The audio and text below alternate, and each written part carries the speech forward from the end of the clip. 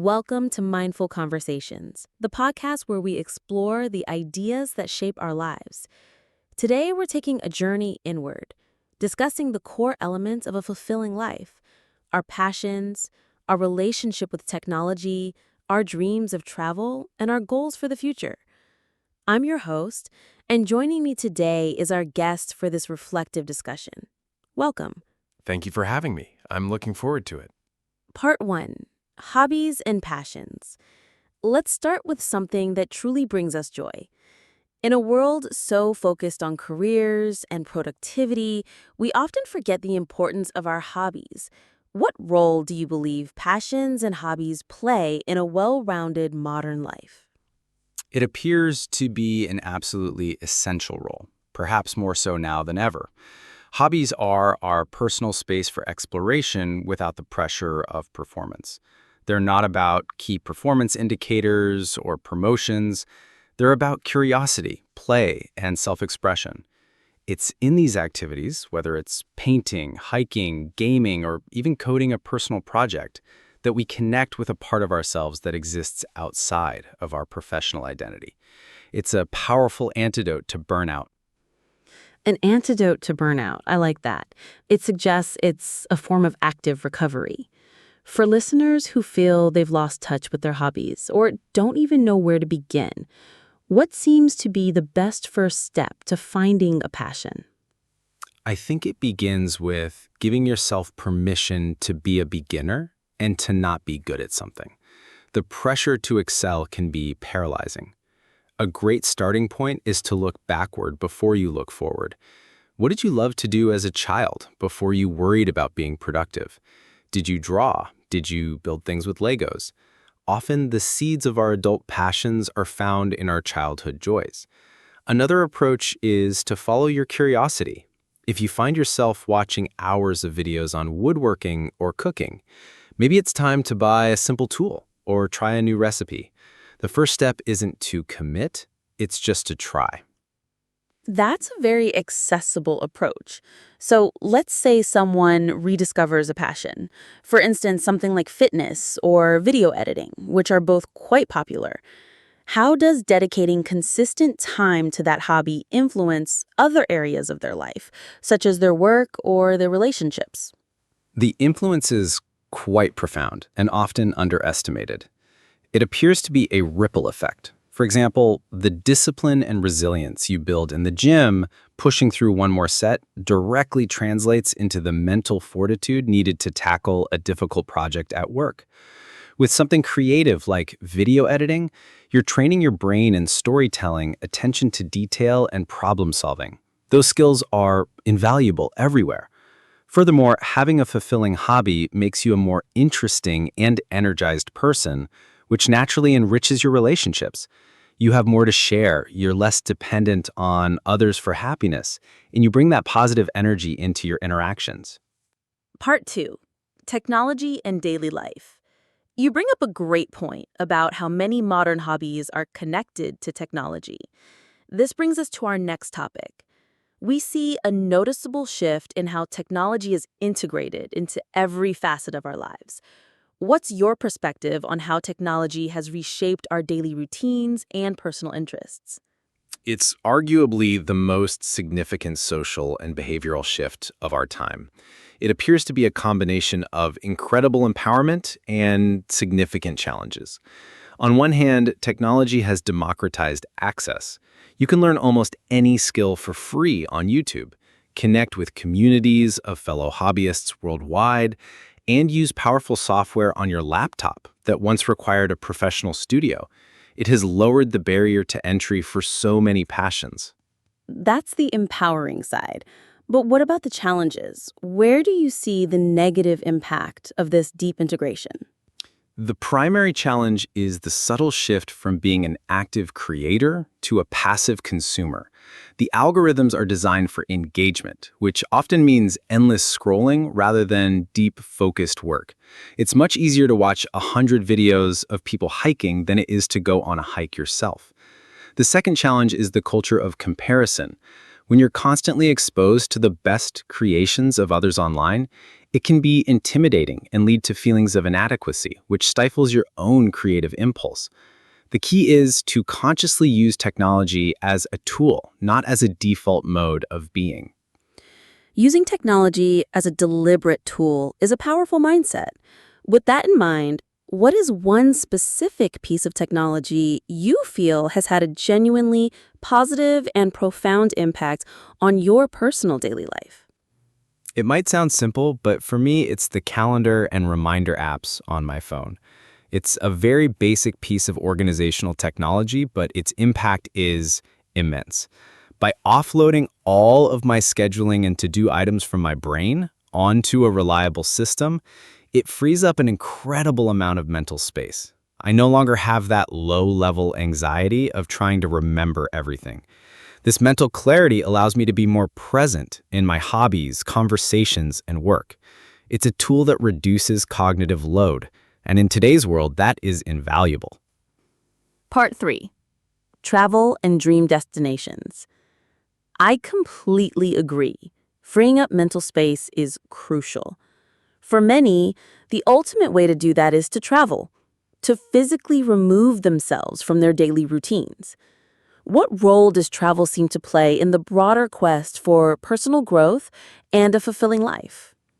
It appears to be a catalyst for perspective. At home, we operate within a comfortable and predictable set of cultural norms and routines. Travel completely shatters that. It forces you to adapt, to solve unexpected problems, and to see that your way of life is just one of many valid ways. This experience cultivates empathy, resilience, and creativity. You return home not just with memories, but with a slightly reconfigured brain and a broader understanding of the world and your place in it. It's about gaining new eyes, not just seeing new sights. So let's dream a little. If you could design your perfect dream vacation, what would be the main purpose behind it? Would it be pure relaxation, a thrilling adventure, or deep cultural immersion? For me, the ultimate dream vacation would be centered on deep cultural immersion. While relaxation and adventure are wonderful, the richest travel experiences come from feeling, even briefly, like a part of a place rather than just an observer of it. My ideal trip would be to rent a small apartment in a less touristy neighborhood of a city like Kyoto or Lisbon for a full month. The goal would be to build a temporary routine, find a favorite local coffee shop, learn to navigate the public transport system, and shop at the local markets. It's a way of introducing yourself to a place on its own terms. Eventually, I'd find a small park or public square, sit on a bench, and just watch the daily life unfold around me for a good hour. That initial, quiet observation sets the tone for the entire trip. That's practice of quiet observation seems like the perfect mindset for gaining clarity, which is essential when thinking about our future. How do you see these powerful experiences, our hobbies and our travels, shaping our long-term goals and ambitions? It seems they are fundamentally intertwined. Our goals shouldn't be created in a vacuum. They should be the natural output of our lived experiences. Your hobby might reveal a deep-seated talent or passion that you decide to turn into a career. A travel experience might expose you to a global problem that you become dedicated to solving, shifting your ambitions from personal success to service. These experiences are the data points that help us build a more authentic and meaningful future for ourselves. They inform our why. So our experiences provide the why behind our goals. That's a crucial insight. When you think about setting a major life goal, what seems to be the most important driving force? Is it the pursuit of professional success, a desire for personal growth, or the need to contribute to something larger than yourself? While all three are valid, I believe the most sustainable and fulfilling driver is a combination of personal growth and contribution. A goal focused solely on external success, like a promotion or salary, can feel empty once achieved.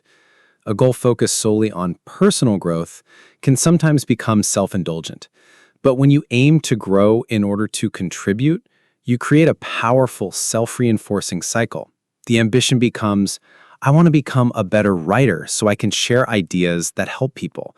Or I want to master this software so I can build tools that solve a real problem. The growth has a purpose beyond yourself. Growth with a purpose. I love that. As we close out our conversation, what is one simple, actionable step a listener could take today, right after this podcast, to move just 1 inch closer to achieving one of their big goals? It would be to apply the 2-minute rule. Take your goal and break it down into a task that takes less than 2 minutes to complete. If your goal is write a book, the first step is open a document and write one sentence. If your goal is run a marathon, the first step is put on your running shoes.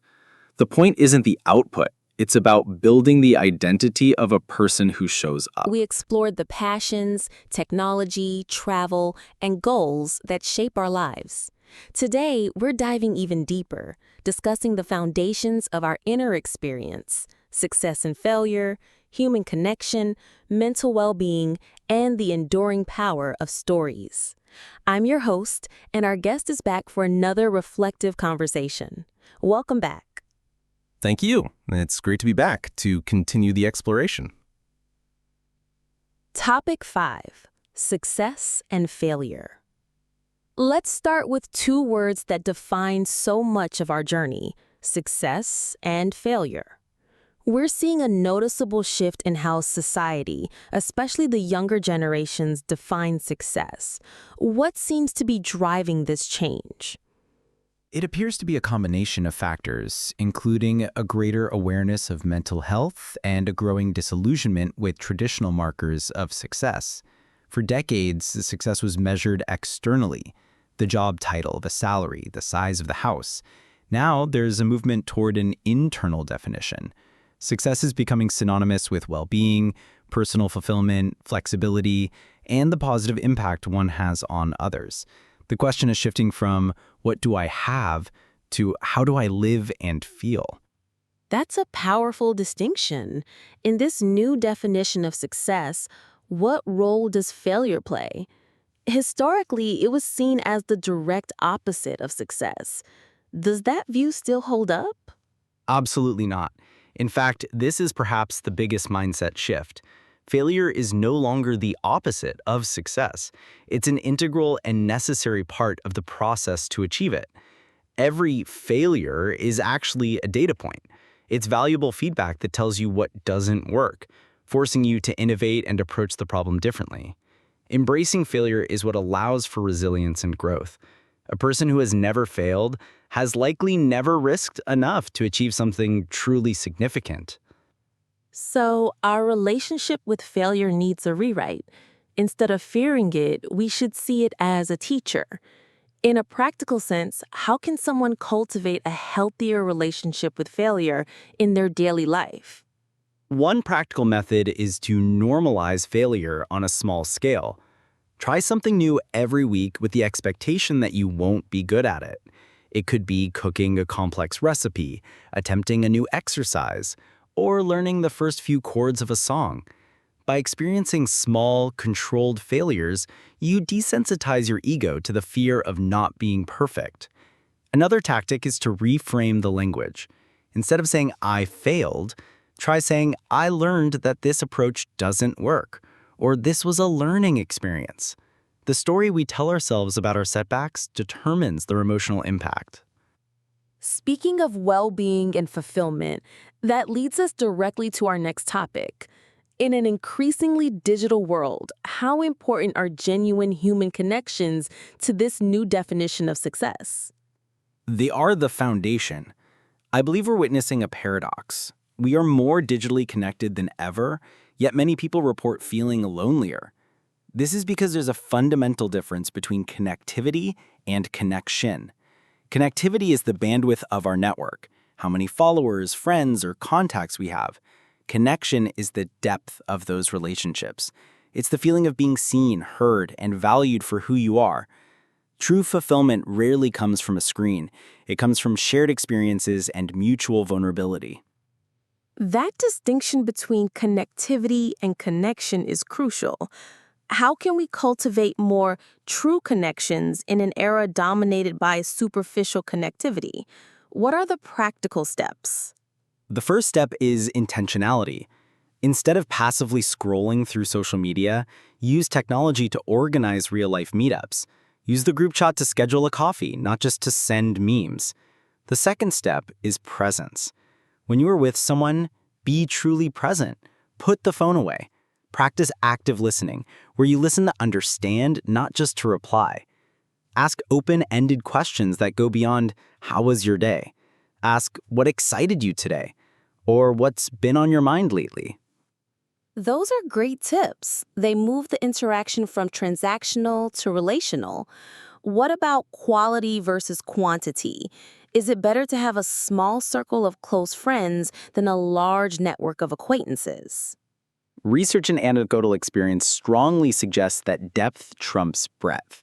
Having 2 or 3 people with whom you can be completely authentic and vulnerable is far more beneficial for mental well-being than having 100 acquaintances with whom you maintain a facade.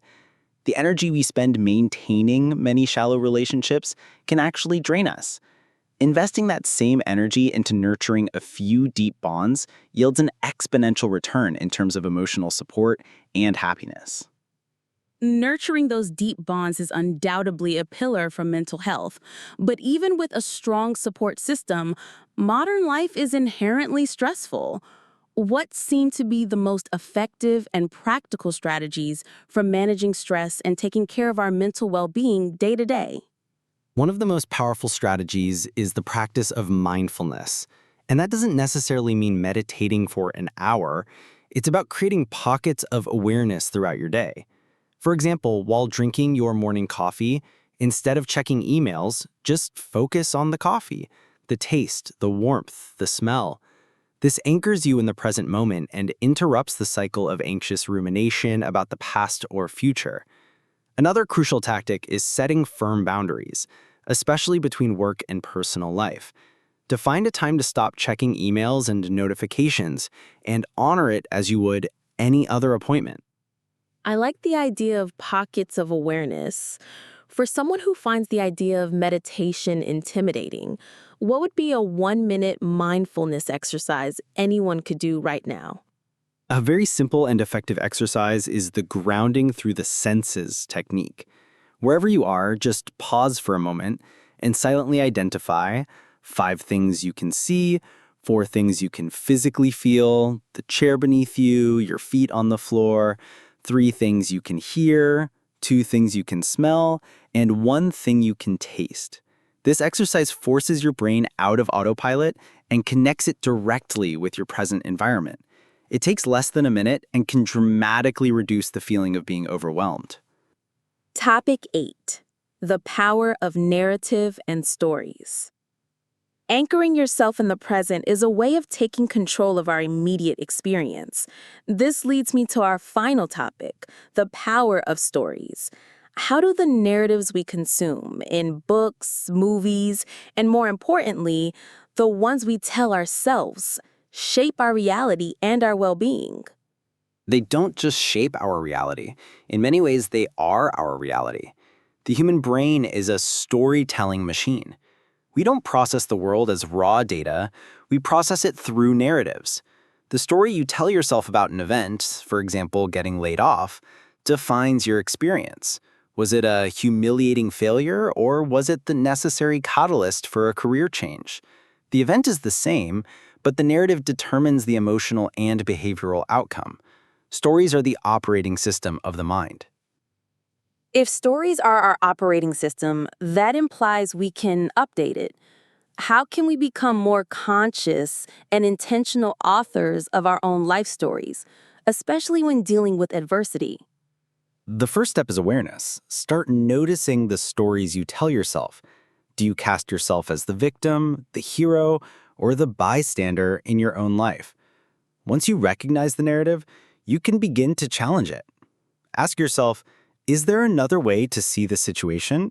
What would a hero's perspective be here? A powerful technique is the growth journal. At the end of each day, write down not just what happened, but also how a challenge helped you grow or what a positive experience taught you. This trains your brain to actively look for narratives of learning and resilience. So it's about taking on the role of editor in our own minds, choosing the narrative that best serves us. A powerful way to end our conversation. This has once again been an incredibly insightful discussion. Thank you so much for joining us. The pleasure was all mine. Thank you. And to our listeners, thank you for joining us on Mindful Conversations.